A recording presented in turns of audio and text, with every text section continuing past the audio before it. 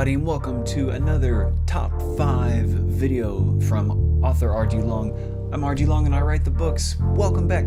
Today I want to share with you my top 5 fantasy books that absolutely shaped my love for the genre and were the books that I read growing up and that absolutely were the ones that inspired me to become an author, to love fantasy, to keep reading fantasy and everything like that. Therefore, my top 5 books are going to look a lot different than your top 5 or maybe anybody else's top 5. If you have read these books, like, we can be friends, okay? Because these, I feel like, well, it's going to be crazy. Let's just get into the books. This is in order of importance for me, right? So these are the books that kind of shaped me and got me into it. And the first one that I want to talk about is called Kender, Gully, Dwarves, and Gnomes, Tales 2. You'll maybe discover with these books that either my tastes were eclectic or the people who were buying me books didn't know what they were doing. And this last one kind of falls to the latter category. My parents were buying me books and just saying, hey, here's a fantasy book that this looks like fun for you. Why don't you enjoy this book? Well, the great thing is it's by absolute legends, Margaret Weiss and Tracy Hickman. The issue with this is that I didn't know what all the other books were about or where they were from. So I was reading these other, I wasn't reading like Dragons of Autumn Twilight, or, you know, how you should begin to read the Dragonlance series of books. I started out with this book because it was given to me. It was a gift.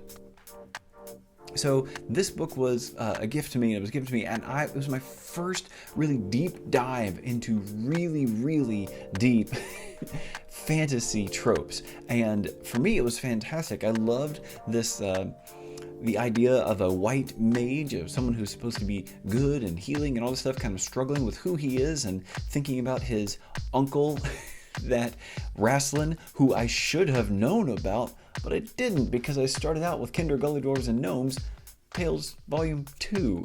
So it was a little weird to start here, but looking back, I don't regret that this was one of the books that really shaped my love for the genre. And so if you haven't read Dragonlance and have no idea what it is or anything like that, maybe you should pick up this really obscure collection of stories, because for me it was really great. I didn't have to know any of the other characters. I didn't need to know who Cameron was or who Rasslin was. For me, I just dove right in and it was amazing. Number 4 is a book called The Dragon's Touchstone by Irene Radford. Now, again, you might not know these books, and that's okay. When I was in middle school, like kind of wandering aimlessly through the library, I went to the fantasy section and thought, okay, what's a book over here that I could find and enjoy? And I came up with this one. Now, this was a book that I really enjoyed. I thought the magic system was really interesting. I thought the main character was really great. But now that I've gone back and looked at it in my adult life, I find out that it's really not a fantastic book. It has poor ratings. Other people don't like it, and I have it on my shelf again because I went out and tried to find it at a secondhand bookshop, and I actually did manage to grab a copy. And after reading through it a little bit, I kind of got to the point where I was like, you know what, this is okay. But again, this was a book that really shaped my love for the genre when I was in middle school. It's kind of an interesting testimony to how, like, our tastes can change, but we can still love the idea of a thing. If you are interested in a book about a battle mage who doesn't really understand what his lot in life is, then maybe this book could be for you. I thought it was fascinating. It was in middle school. As an adult, it's not so great. But The Dragon's Touchstone by Irene Radford could potentially be a book for you. Funny enough, I've only read the first book in this series because after I read the first book, I went back to the library. I could never find the second book. And this was before middle school Ronald knew that the internet was for things other than like StarCraft or playing games online, so I didn't even think to like Google it or ask the librarian. I just read the book, loved it, always wished I had read the second one, and then by the time I became an adult, I found out that there were other books out there that I should read instead. Okay, book number 3 is The Crystal Shard, book 1 in the Icewind Dale trilogy. Now, this book was my first by R.A. Salvatore, and again, middle school Ronald absolutely devoured this book. I remember vividly, again, checking this one out from your library. Hey, top tip, check out your local library. They've got great books.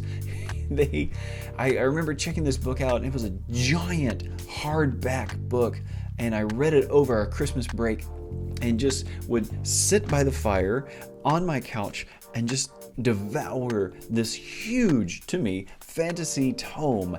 And I loved the story. I love the story of a dark elf who was trying to like find his place in the world and had a dwarf for a friend and was trying to teach this really young, energetic Norse type character, you know, what to be. And oh, it was an amazing journey for me. I absolutely loved this book. And so the Icewind Dale trilogy was great. Now there are tons of books about the dark elf Drizzt, who I find in some fantasy cultures, people either love him or hate him. So whichever you might be for that. I loved this series, and it was definitely formative for me because it showed me the idea of a unliked protagonist. And nobody liked Drizzt, at least they were distrustful of him, and I really thought it was fascinating and enjoyed that. Me and my buddies, when we were in middle school, we were kind of trading this book back and forth and all read it and absolutely thought it was great. So yeah, the Glass Shard, the Icewind Dale trilogy, you should probably check that one out. Also, side note, Baldur's Gate was a fantastic video game. I played that one, and you can find Drizzt in Baldur's Gate on the PC. Old school game, RPG. I had a blast playing it. Off topic, number 2. The second book to the top of this list for me is Redwall by Brian Jacques. Now, if you're unfamiliar with the Redwall series, it's basically mice with swords. That's not an exaggeration. It's little mice and rabbits and moles and squirrels and badgers and things like that who can walk and talk and wear armor and build an abbey, and who there are good guys who I just listed out, and then there are bad guys like cats and rats and foxes and other things like that. This for me was my very first dive into the fantasy world. I remember this was actually Redwall was the second novel I ever read and completed of my own wanting. The first one was Where the Red Fern Grows, and I remember that, but I'm not an author of Southern life. I'm a fantasy author, so you can tell which one of those two left a deeper impact on me. Redwall. Oh, again, reading this book as a middle schooler and just thinking about the food that Brian Jacques describes.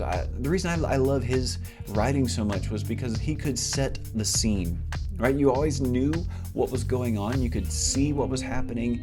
You could feel it. He was very descriptive, and I loved that, but it never really took away from the pacing of the story for me when I was reading his books. And so Redwall was a fantastic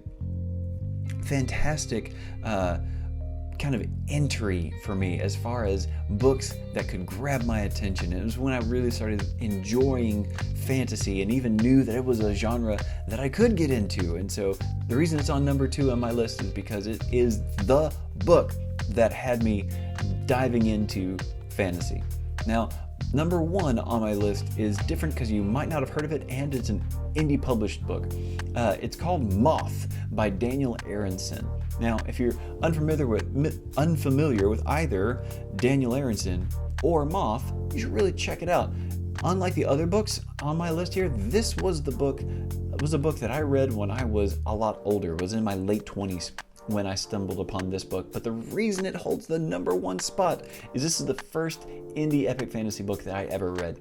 In fact, I didn't even know it was an indie epic fantasy book, or that was even a thing. I just remember looking at a Facebook ad and thinking, oh, this looks awesome. Went over to Kindle and saw that it was only $1 and thought, oh, I'm buying this for sure. The premise of Moth is just that there's a world that is rotating around, orbiting around a sun, but one side's always in the light, one side's always in the dark. And there are people who only live in the dark and people who only live in the light, and they don't think that the other people are there. And plot ensues, right? It's an absolutely phenomenal book. And like I said, when I got done reading it, I found out that, oh wait, this is a book where this guy published it on his own without a publisher. I like to write stories. I like fantasy things. Maybe I could do that. And I even reached out to the author, Daniel Aronson, who's a fantastic guy. You should totally go and find him. He used to write lots of dragon books, and he has 6 in his Moth series. He's writing space fantasies and stuff now, or space things with troopers and starships and things like that. Doing a great job with that. But what I got into Daniel's writing was the story of Moth. I recommend it to you. It's a lot of fun.